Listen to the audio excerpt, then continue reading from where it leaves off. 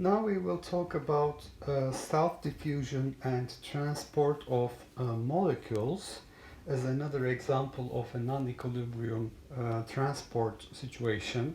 And again, we're using the elementary kinetic theory. Let's say that we have a gas with N1 mean number of labeled molecules. So let's consider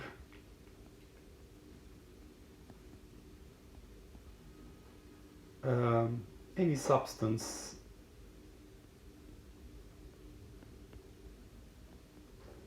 with N1 denoting the mean number of labeled molecules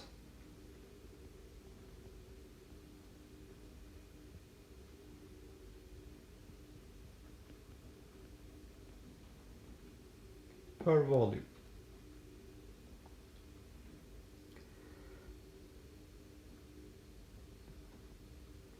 But we have the total number of molecules per volume, the number density N, total number of molecules per volume. This is not changing, this is a constant.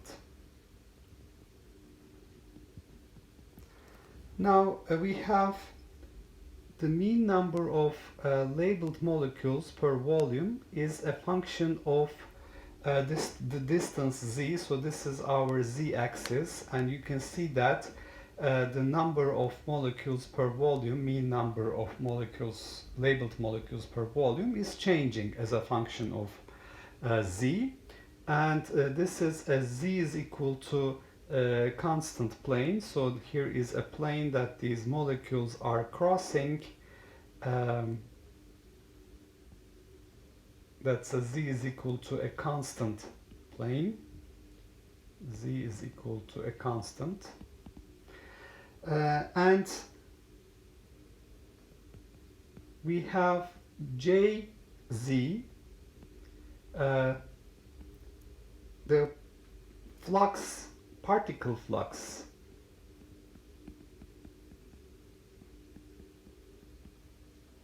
It's basically the mean number of labeled molecules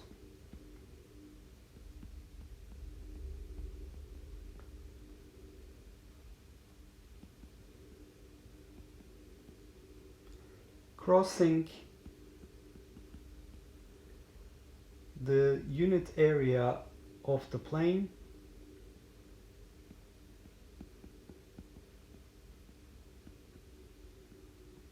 per unit time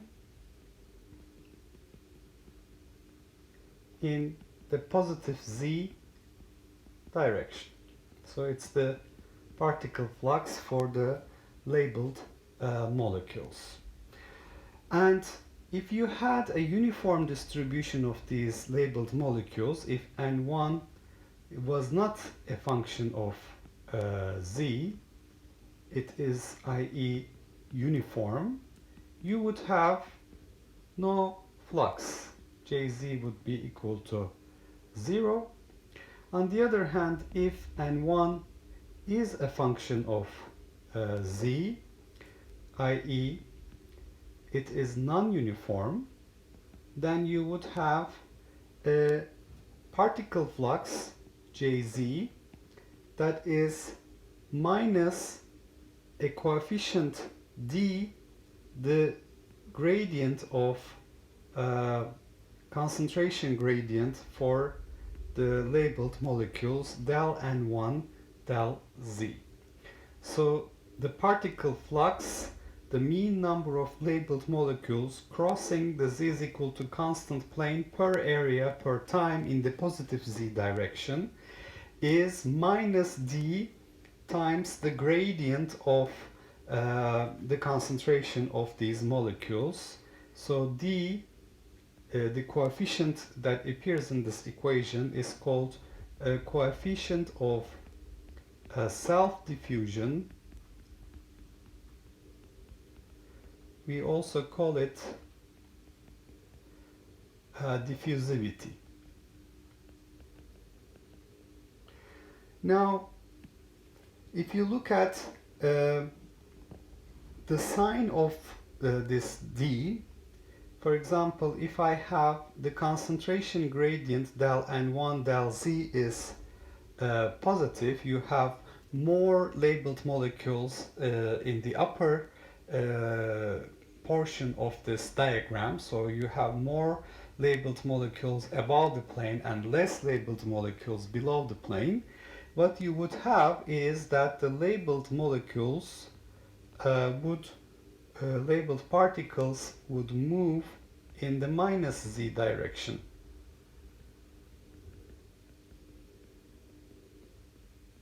So you would have a negative flux. So that means Jz would be negative. So Jz is negative, the concentration gradient is positive. This would imply that with the minus sign we have in place, the diffusivity or coefficient of self-diffusion would be positive.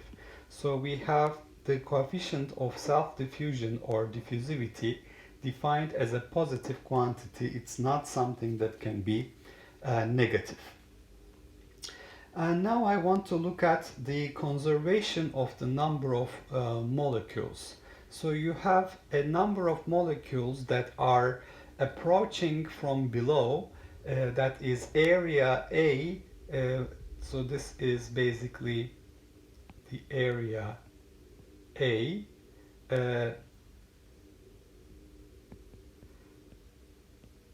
So area A times the particle flux would give us per unit time the number of molecules that are crossing this plane. So if I have a time interval dt, then the number of particles that are approaching from the bottom, I can say this would be A times Jz times so of course this is evaluated at Z, multiplied by dt would be the number of particles that are approaching the Z is equal to constant plane from below. And now I have a number of particles that are in between Z and Z plus dZ. So this is the Z plus dZ position.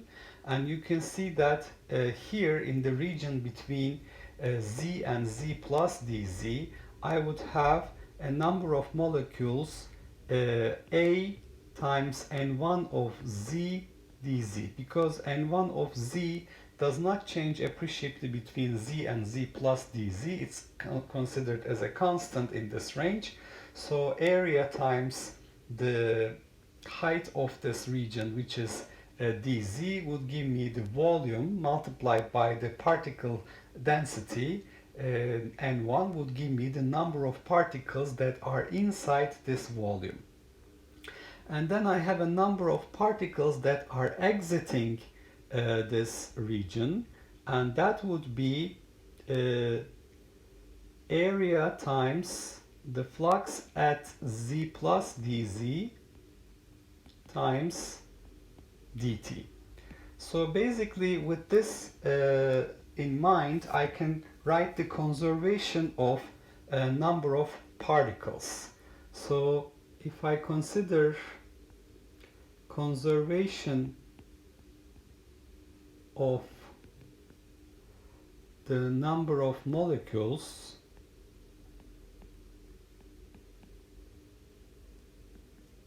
basically I need to require that in the range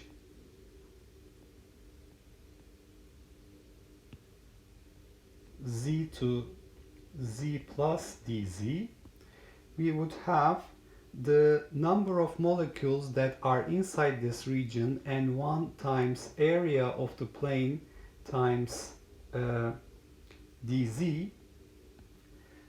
This is maybe I should write this as explicitly as n1 at z area times dz, with the assumption that n1 at z is approximately the same as n1 at z plus dz. That's how I'm choosing dz. This must be equal to the number of particles that are entering area times the particle flux at z times dt in the time interval dt, and minus the number of particles that are leaving this region, a times the particle flux at z plus dz times dt. So these are the ones that are entering this region, and these are the ones that are exiting this region. So we have to conserve the number of particles in the range z to z plus dz. So we would see that if I take dt to the left hand side and dz to the right hand side, this would be equal to d dt of n1 times area, that's equal to so maybe before doing this we can cancel the area from this equation. So we would have then dn1 dt is equal to jz at z minus jz at z plus dz divided by dz in the limit dz goes to 0. This would be also minus the derivative of the particle flux with respect to z. So we obtain this equation: the rate of change of n1, del n1 del t, is equal to minus del j z del z. So this is basically making sure that we have a continuous flow of particles. This is called the continuity equation.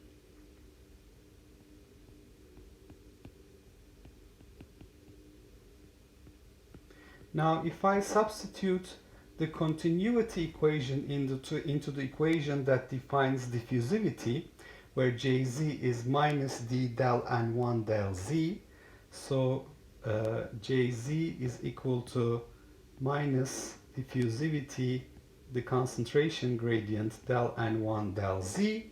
So we would find that del n1 del t is minus ddz of minus diffusivity del n1 del z. The minus signs will cancel, so you will have del n1 del t is equal to diffusivity d, the coefficient of self-diffusion, second derivative of the concentration of labeled molecules with respect to z. And this equation that we have obtained using the continuity equation and the relationship between the concentration gradient and the particle flux is called the diffusion equation.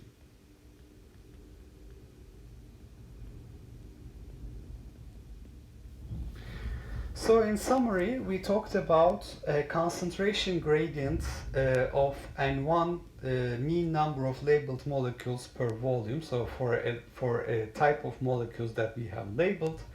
And if n1 is uniform, you wouldn't have a particle flux. That would be an equilibrium situation. If n1 is not uniformly distributed, it's a function of the z distance from the bottom of the container. It would be non-uniform, and you would have a particle flux, that is to say, the mean number of labeled molecules crossing the unit area of the plane per unit time in the positive z direction.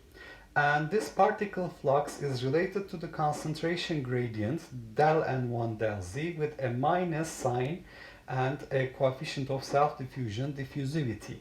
And if you have a higher concentration above the plane, a lower concentration below the plane, you would find that the particles would move from above the plane to below the plane to make the situation more uniform. Then you would have the particles moving in the negative z direction. The particle flux would be negative, which tells you that your coefficient of self-diffusion or diffusivity should be positive. So this is defined as a positive coefficient. And by conservation of number of molecules in the range z to z plus dz, I see that area times the particle flux at z times dt is the number of molecules that are entering the region z to z plus dz, and the number of molecules that have to be contained in this region is area times n1 of z times dz, and the number of particles leaving this region is area times jz z plus dz in the time interval dt. So we have n1a dz, the number of molecules that has to be in the region z to z plus dz, is the number entering minus the number exiting. And dz was chosen to make sure that the change in n1 from z to z plus d is negligible. So we have del n1 del t by rearranging this equation in the limit dt goes to 0. So this equation will be considered in the limit dt goes to 0 and also dz goes to 0. So that gives us the derivative of n1 with respect to time, and this is equal to limit dz goes to 0 jz at z minus jz z plus dz divided by dz, and this is minus del j del z. So you would have the continuity equation which says del n1 del t is minus del j del z. And by inserting this